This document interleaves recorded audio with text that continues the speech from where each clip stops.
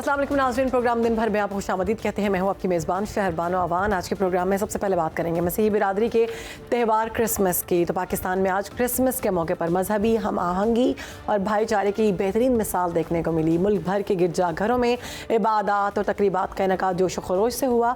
मसीही बिरादरी ने अपनी मजहबी रिवायात के मुताबिक जश्न मनाया, जबकि सदर वज़ीर आज़म और मुसल्लह अफ़वाज ने दिली मुबारकबाद पेश की और उनकी खिदमात की सताइश की। लाहौर और पेशावर में क्रिसमस तकरीबात का अहवाल जानते हैं।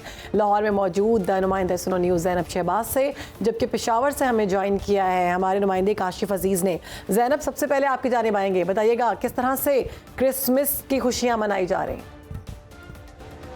जी बिल्कुल, आज जो है वो क्रिसमस त्यौहार मनाया जा रहा है और मसीही बरादरी ने इसे प्रॉपर तरीके से मजहबी जोश जज्बे के साथ मनाया। और दिन का आगाज़ जो है वो दुआया तकरीबात से हुआ।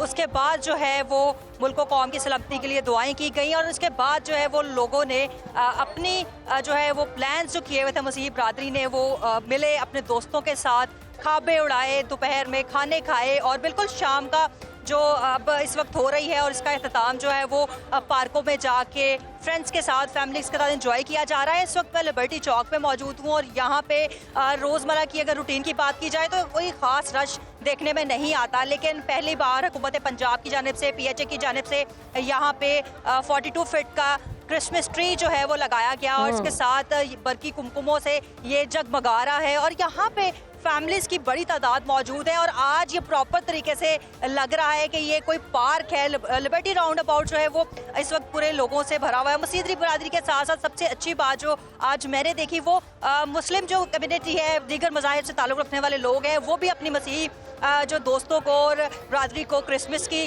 खुशियों की मुबारकबाद दे रहे हैं, उनके घरों में मीठा लेके जा रहे हैं। ठीक है ज़ैनब, आप जहाँ पर मौजूद हैं वहाँ पर लाहौर का सबसे बड़ा क्रिसमस ट्री भी लगा हुआ है। आपसे बात करेंगे, लेकिन काशिफ आपकी जानिब आऊँगी। काशिफ, कहिएगा पेशावर में किस तरह से मसीही बिरादरी जो है वो क्रिसमस मना रही है? जी बिल्कुल, मुल्क के दीगर हिस्सों की तरह पेशावर में भी मसीही बरादरी क्रिसमस की तकरीबात जो है वो मना रहे हैं।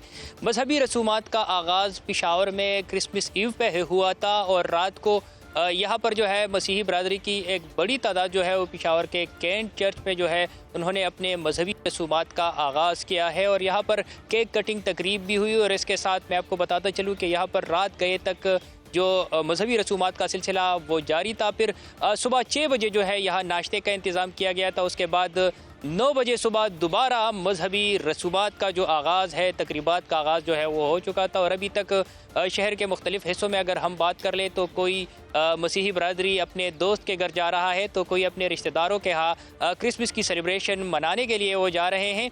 यहाँ पर पेशावर में अगर हम बात कर लें तो सिक्योरिटी की भी सख्त इंतज़ामात की गई थी। पेशावर में 53 गिरजाघर है जहाँ पर 2500 से ज़ायद पुलिस एहलकार जो है ड्यूटी सरअंजाम दे रहे थे, जबकि कैंट में पाक आर्मी के जवान जो है वो भी ड्यूटी सरअंजाम दे रहे थे। यहाँ पर सिटी ट्रैफिक पुलिस ने स्टॉल भी लगाया गया था जिसमें जो है वो बच्चों को तहाइफ भी दिए गए हैं और इसके साथ CCPO पेशावर भी यहाँ पर आया था, केक कटिंग तकरीब में हिस्सा भी लिया है और कहा कि मतलब हम मसीही बरादरी की उनकी खुशियों में उनके साथ है। जबकि इसके साथ डिप्टी कमिश्नर पेशावर और इसके साथ पाक आर्मी जो अफसरान हैं वो भी मुख्तलिफ़ चर्चेज़ में गए हैं और वहाँ पर मसीही बरादरी के साथ क्रिसमस के तकरीबात में शरीक हुए हैं। जबकि इसके साथ जो हमारे ज़िली इंतज़ामिया के दीगर अफसरान हैं वो भी मुख्तलिफ़ चर्चेज़ में गए हैं। इस वक्त मसीही बरादरी जो है वो पेशावर के मुख्तलिफ़ मकामात पर पिकनिक स्पॉट पर गए हैं और वहाँ पर इंजॉय कर रहे हैं। जबकि ठीक है, वहाँ पर लोग भरपूर इंजॉय कर रहे हैं। ज़ैनब, आपकी जानिब आऊँगी, सिक्योरिटी के हवाले से क्या ख़ास इंतज़ाम किए गए पंजाब में? शहरबानो, आज जो है वो तकरीबन 600 से ज़ायद लाहौर के अंदर गिरजाघर मौजूद हैं और 30,000 से ज़ायद जो पुलिस एहलकार है वो अपनी ड्यूटी सर अंजाम दे रहे हैं। सिक्योरिटी के सख्त इंतजाम हैं गिरजाघरों के बाहर। सुबह भी हमने देखा कि मुख्तलिफ जो बड़े गिरजाघर हैं लाहौर के अंदर, उसके अंदर भी तकरीबन जो है वो पुलिस की भारी नफरी मौजूद थी। ख़वातीन पुलिस का एहलकार भी लगाई गई थी।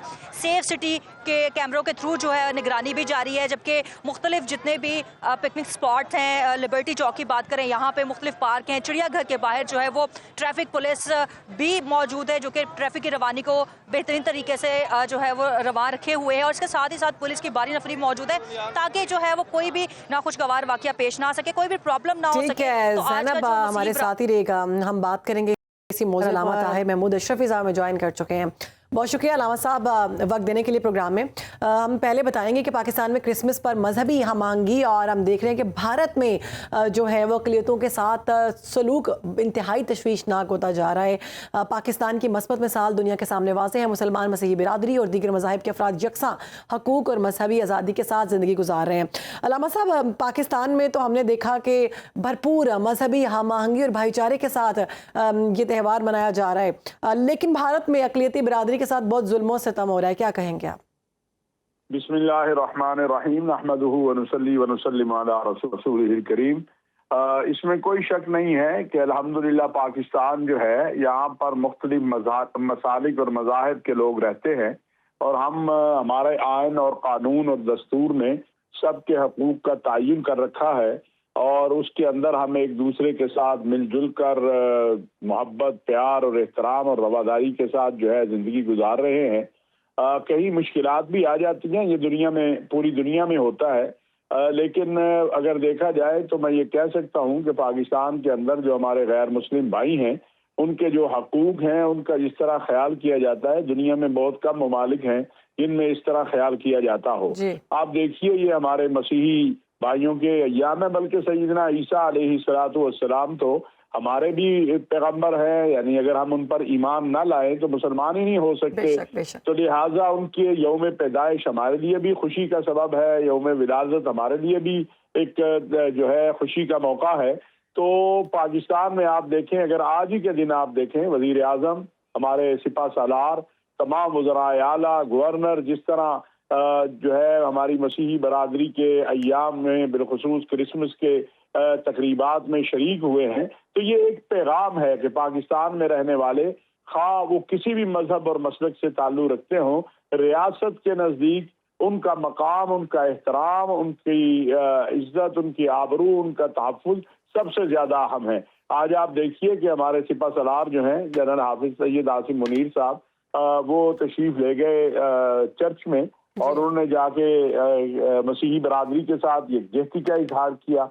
हमारे वज़ीर आज़म साहब ने कल परसों तकरीब की थी, इसी तरह बाकी जगह है। तो अगर हिंदुस्तान को इसमें देखें तो हिंदुस्तान के अंदर तो बेचारे क्रिश्चियन जो हैं वो अपनी क्रिसमस की तकरीबात नहीं कर पा रहे हैं। जो आरएसएस के गुंडे हैं और जो इंतहा पसंद हिंदू हैं वो जाके वहाँ जो कुछ उनके चर्चों में कर रहे हैं और तकरीबन 3 साल में 200 चर्च जला दिए गए हैं। इसी तरह मुसलमानों के साथ वहाँ हो रहा है। आपने पिछले दिनों देखा कि एक वजीर आला जो है एक बच्ची का हिजाब उतार रहा है, इसी तरह फिर उसको कंडम करने की बजाय उसके जवाब पेश किए जाते रहे। इसी तरह सिखों के साथ जो होता है, तो मैं नहीं समझता कि पाकिस्तान और हिंदुस्तान ने जो अक़लियतों के हवाले से तकाबुल है वो किसी भी सूरत किया जा सकता है। देखा कि पाकिस्तान में अक़लियती बिरादरी के साथ बहुत अच्छा सलूक किया जा रहा है और उनके त्यौहार पर उनको हर तरह की सहूलियात दी जा रही हैं, सिक्योरिटी के सख्त इंतजाम किए गए। बहुत शुक्रिया हमारे साथ मौजूद मुदशिफ साहब इस सारे मामले पर गुफ्तगू कर रहे थे। नाज़रीन आगे बढ़ेंगे और अब बात करेंगे जौहरी दौड़ के हवाले से। तो जौहरी दौड़ का आगाज़ हो चुका हुआ है, इसकी गूंज जो है पूरी दुनिया में छाई हुई है। अमरीकी पेंटागन की ताज़ा रिपोर्ट के मुताबिक चीन ने अपनी नई तनसीबात में 100 से ज़्यादा बैनुल-बराज़मी बैलिस्टिक जो है मिसाइल्स नस्ब कर दिए हैं और 2030 तक इसके जौहरी वॉरहेड्स की तादाद 1000 से बढ़ सकती है। ये वो पेशरफ्त है जिसने वाशिंगटन में खलबली मचा दी है। दूसरी तरफ चीन का कहना है कि अमेरिका खुद दुनिया की सबसे बड़ी जौहरी ताकत है और वो सिर्फ अपने इक़दामात का जवाब पैदा करने के लिए चीन पर इल्ज़ामात लगा रहा है। यूँ लगता है कि आलमी स्टेज पर ताकत के तवाज़ुन की एक नई कशमकश जन्म ले रही है। नाज़रीन, इस रिपोर्ट में सबसे अहम पहलू पाकिस्तान और चीन की तेज़ी से बढ़ती दिफाई शराकतदारी है। हम बात करें 2020 की, तो अब से पाकिस्तान को 36J और जो है C-10 तैयारे दिए जा चुके हैं। इसी पर बात करेंगे। हमारे गेस्ट हमें ज्वाइन कर चुके हैं, ब्रिगेडियर रिटायर्ड मसूद खान साहब, दिफाई तज्ज़ियाकार हैं, प्रोग्राम में हमें ज्वाइन कर चुके हैं, बहुत शुक्रिया आपका। और सिद्रा सद्दुज़ैया साहिबा माहिर हैं बैनुल-अक़वामी अमूर की, वो भी हमें ज्वाइन कर चुकी हैं। ब्रिगेड साहब, सबसे पहले आपकी जानिब आऊँगी। हम देखते हैं कि पाकिस्तान जो है वो पूरी दुनिया में वाज़े तौर पर नज़र आना शुरू हो गया है। लोग इसको देख रहे हैं, लोग इसको पसंद कर रहे हैं। मार्का हक के बाद हमने देखा कि वैसी कामयाबी जो है पाकिस्तान समेट रहा है और ये जो बातें की जा रही हैं, आप क्या समझते हैं, ये पाकिस्तान के ख़िलाफ़ प्रोपेगेंडा किया जा रहा है? जी हाँ, बहुत शुक्रिया। देखें, पाकिस्तान जिस तरीके से जो 2025 साल अभी माना जा रहा है, पाकिस्तान हैज रिजन टू एक प्रोमिनेंस में आया है। जियो स्ट्रेटेजिक प्रोफाइल पाकिस्तान का ऊंचा हुआ है और वो इस वजह से हुआ है कि पाकिस्तान ने परफॉर्म किया, डिलीवर किया मार के हक में, बुनियाद महसूस में। एंड अकॉर्डिंगली देखें कि जो वाशिंगटन टाइम्स में आर्टिकल छपा तो उसमें लिखा था जी। कि पाकिस्तान की, उन्होंने लिखा कि मैं जो है मिलिट्री डिसिप्लिन और इसके साथ उन्होंने कहा स्ट्रेटेजिक फोकस, और थर्ड चीज थी asymmetric capabilities that stunt president Trump. तो वो एक्नॉलेजमेंट वहां पे थी जब आपने आपसे अपने से 5 गुना बड़े दुश्मन को शिकस्त दी। और अभी जो रिपोर्ट पेंटागन वालों ने सबमिट की है तो कांग्रेस, उसमें उन्होंने पाकिस्तान और चाइना के ताल्लुकात की बात की। यकीनन देखे पाकिस्तान और चाइना के यकीनन बहुत अच्छे ताल्लुकात है और 1947 के बाद से ताल्लुकात है, और इस मार के हक और बुनियाद मरसूद में हमने चाइनीज वेपन्स और इक्विपमेंट भी यूज किया था, लेकिन उसको उड़ाने वाले, चलाने वाले, मैन बिहाइंड द गन तो सारे पाकिस्तानी थे। जी हाँ। उससे सारा फर्क पड़ा। और इसके बाद मल्टी डोमेन ऑपरेशंस में जो सारी सिनर्जी थी, कोऑर्डिनेशन हमने आपस में खुद की थी। So that is the capability.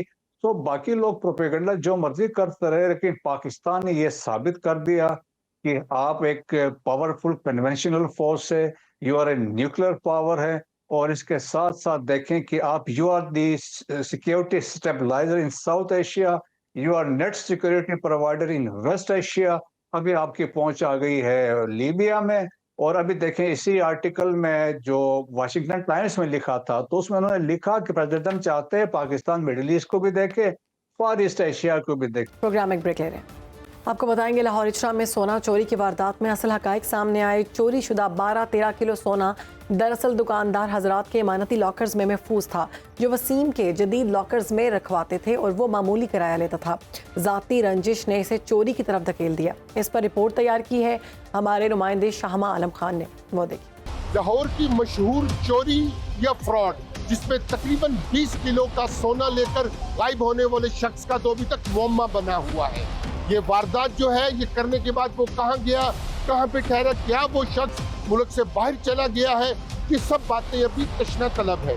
इन सब बातों के बारे में जानने के लिए मार्केट चलते हैं। वहाँ पे मुतासरा जो सोने के ताजिर हैं उनसे बात करते हैं और पूछते हैं कि तफ्तीश कहाँ तक पहुँची है और किस किस के साथ कितना किसका सोना गया है और नुकसान हुआ है। जी, आपका क्या कहना है? आप एक ताजिर है सोने के। तकरीबन 30-40 करोड़ बनता है, मगर उसका सोना इतना महंगा, इतनी अमाउंट बन जाती है। अदारे अपना काम दिखाएं, उसको बाहर से ले आएंगे। वसीम अख्तर जो शख्स था, ये 30 सालों से इसने इतना ट्रस्ट बनाया हुआ था हम सब लोगों के ऊपर, बल्कि उनके अपने क्लाइंट्स भी उनके ऊपर बड़ा ट्रस्ट करते थे। अब वो एक बंदा, वो कहते हैं ना कि एक गंदी मच्छी जो होती है ना, पूरे तालाब को गंदा कर देती है। उसके बाद 2-4-5 करोड़ की गाड़ियाँ भी हैं, उसका माशाल्लाह कुछ 10-15 करोड़ का घर भी है, तो और उसके पास गोल्ड भी है, सारा कुछ है। तो हर बंदे ने तो बिजनेस, हम लोगों ने ये देखना होता है कि यार इसकी राज क्या है, तो राज के मुताबिक हम लोग उसको अमानत पकड़ा देते हैं। तो इनकी 2-4-500 रुपये पर तोले की मजदूरी होती है। इन्वेस्टमेंट बड़ी है, प्रॉफिट बड़ा, मार्जिन बड़ा कम है उसमें ना। तो कम मार्जिन में अब देखें ना, 138 ग्राम गोल्ड इन्होंने उसको सेल किया है, जिसकी पेमेंट 2 दिन बाद आनी थी इनको। तो उसमें मेरा ख्याल है कि 5,000 रुपये बचना था, सिर्फ 5,000 रुपये। तो इनके पैसे कितने चले गए? 55 लाख रुपए। वो एक डब्बा सिस्टम होता है जो कि दुकानदारों को फॉर द टाइमिंग कोई क्लाइंट आ जाए, किसी चीज़ की उनको शॉर्टेज हो, तो ये उनको सप्लाई देता था। मगर हमें नहीं पता था कि वसीम साहब अक्सर कहा करते थे, मैंने छोड़ देना, मैंने मलेशिया चले जाना, बच्चों को मैंने वहाँ पर एडमिशन दिलवा देना, उसके बाद मैंने भी चले जाना। तो मैंने आज निकल जाना है, लिहाजा मैं कमिंग यानी कि थर्सडे का था वो दिन, और थर्सडे को वो उसने कहा जी दुकान मेरी बंद रहेगी और मंगल वाले दिन दुकान मैं खोलूँगा। 5 दिन के लिए मैं कराची जा रहा हूँ, मेरी भाभी फौत हो गई है। कोई कह रहा है जी मलेशिया, कोई कह रहा है जी लंदन, कोई कह रहा है जी पाकिस्तान में। अभी तक कोई चीज़ सामने वाज़ेह तौर पर नहीं आई। वो जब आएगी तो इंशाल्लाह ताला सबके सामने आएगी। हम लोग से ना इस चीज़ पे थोड़ा सा ट्रस्ट करके बैठे हुए हैं कि शायद अदारे हमारे लिए कुछ अच्छा से अच्छा कुछ कर रहे हों। उन्होंने यकीन दिखाने तो बहुत अच्छी करवाई हमें कि जी मरीम नवाज तक ये बात हाईलाइट हो चुकी हुई है। मेरा जी 138 ग्राम लेके गए। 138 ग्राम जी। इदारे तो लगे हुए हैं, तो वो तो यही यकीन दिला रहे हैं कि आप पकड़ा जाएगा। अब देखो आगे, अल्लाह करे पकड़ा जाए। ये थे मुतासरीन शेख वसीम अख्तर के, जिन्होंने यहाँ पर तकरीबन 30 साल तक काम किया और 30 साल का इत्मीनान जीतने के बाद बिलाखिर वो तकरीबन 40 के करीब दुकानदारों को तकरीबन 1 अरब रुपए तक का चूना लगा के गायब है। कैमरामैन सयून के साथ शाह आलम खान, सुनो न्यूज़, लाहौर।